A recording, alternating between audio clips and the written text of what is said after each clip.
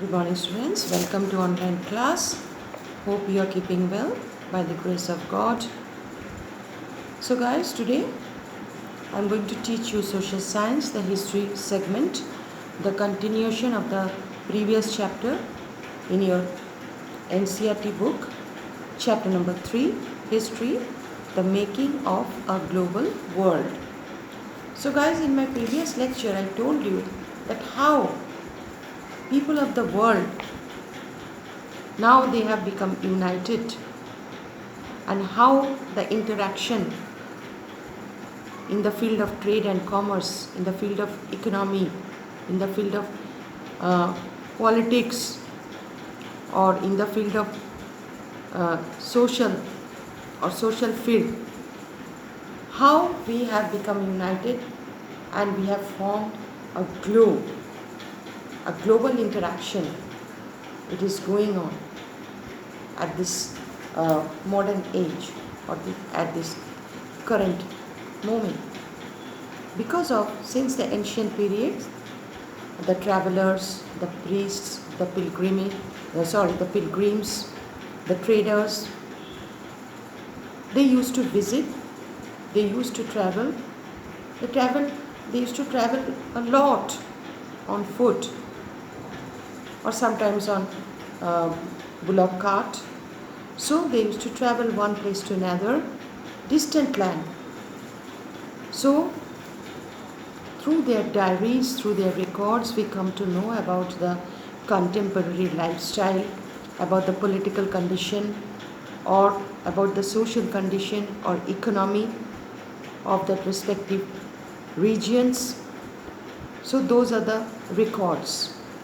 Through their records, we come to know, and they also contributed their opinions, their views, their food habit, their cuisine.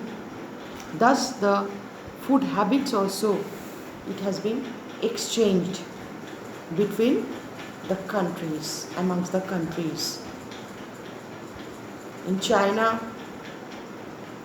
people are there very fond of noodles or spaghetti, and this habit now it has been adopted by many countries of the world. So thus the Western food, it has been adopted by the Eastern countries. Thus the cuisine, the food habit, the lifestyle, the dress, the costume,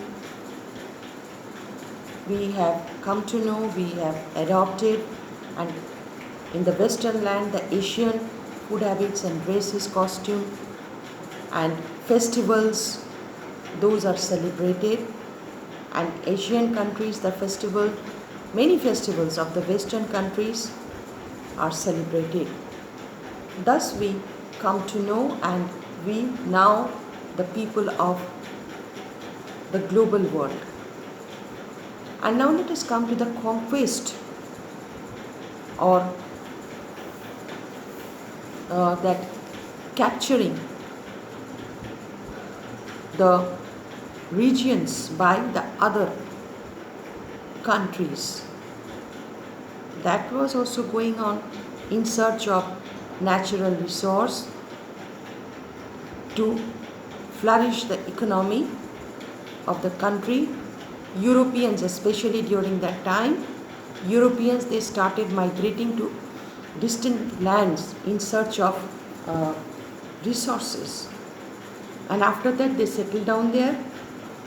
They started ruling those respective regions, and those regions became colonies. And thus, the languages also, those countries, they adopted the languages of the imperial states. So they started that conquest, this phase, it also started during the time of exploration.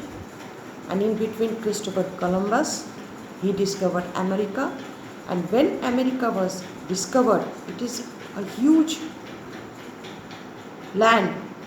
America is one of the great continents of the world. So after discovering America,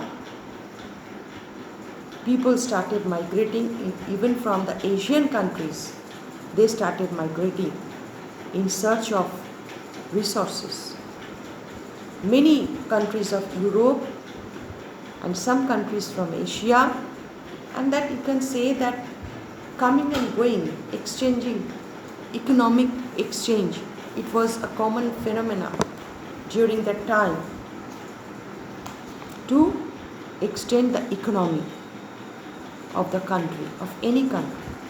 Mostly those were the traders, those were the merchants. They used to visit, they used to go, and later on they found that it is better to settle down there, and they started cultivation. They expanded the agriculture and wildlife also, the source or resource of wildlife. It added to the economy of the contemporary time. So, to extract those natural resources or to utilize the wildlife, that manpower, it was required, and I discussed in my previous chapter that manpower, most of the people from Africa, that means the black people, those were supplied to America and other European countries, especially to America. Apart from America, many European countries from Africa, they were known as slaves. That means laborers. They were known as slaves. So those laborers, they were called indenture. Indenture, that means the laborers, slaves. They were called indentured laborers. So they were exploited. Their life was miserable. They had to they had to pass their life with misery, despair and distress. But later on, they were accustomed to those countries. They settled down and they became the citizens of those countries. So that is why in America now many Negroes are there. They are called Negroes. Many Negroes are there in America. So guys, now Silk Road, everything I have discussed. Colonialism, imperialism, Silk Route, and flow of the raw materials. It was also one of the common factors. And after that, the movement of capital. Capital means the currency from one place to another place. So today guys, that I will discuss about the mass production and consumption. So there was mass production of natural resources, whether those are based on agriculture, those are crops, those are vegetation, those are pulses, those are grains, and apart from that, many natural resources, those were extracted and those were exported to other countries. And after production, once again those product materials used to come and the people, they used to sell those products in high cost. Thus the economic change or exchange took place during that time. But meanwhile, I told you guys, the First World War broke. When the First World War broke, as the impact of First World War, there was an intense crisis all over Europe, simultaneously in America. The condition of America, it was worse, because America, it had lost a huge amount of money and manpower. America became the debtor. Many people became jobless, and I told you in my previous teaching that crime developed in America as consequence, because as unemployment, so we can see simultaneously the economic depression and the social depression. That means the social disturbance took place in America. And during that time, simultaneously, Britain also had to face an intense economic crisis. Why? Because Britain, it was among the Allied power, Britain, France and Russia. So Britain also fought the war. So Britain had a great economic loss and human loss. There was no young men in Britain.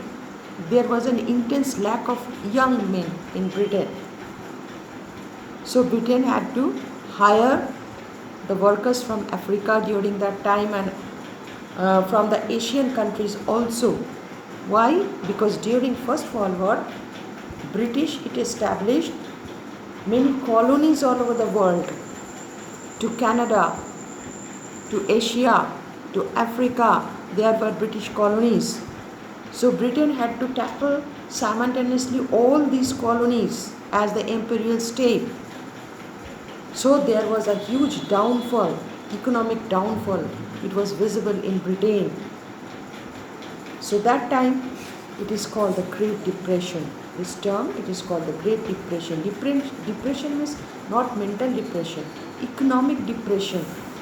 Britain and America had to face during that time. So factors responsible for depression. What were the factors responsible for depression? Guys, you open your notebook, you just note down the points. The heading, factors responsible for depression.